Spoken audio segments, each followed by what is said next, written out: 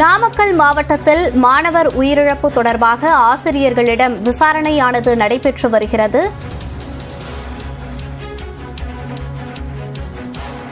இது குறித்த கூடுதல் விவரங்களை நமது செய்தியாளர் ரவிக்குமார் வழங்க கேட்கலாம். வணக்கம் ரவிக்குமார், இது குறித்த விவரங்களை பதிவு பண்ணலாம்.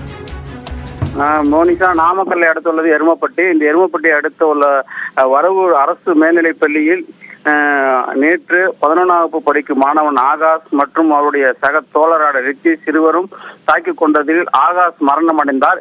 இது தொடர்பாக இன்று மரணமடைந்ததற்கு காரணம் என்பதை எனக்கு விசாரணை செய்வதற்காக பள்ளி கல்வித்துறை சார்பில் நாமக்கல் மாவட்ட கல்வி அலுவலர் விஜயன் மற்றும் மோகனூர் காவல் ஆய்வாளர் லட்சுமணதாஸ் ஆகியோர் கொண்ட குழுவினர் பள்ளியில் ஆசிரியர்கள் மற்றும் மாணவர்களிடம் விசாரணை நடத்தி வருகிறார்கள்.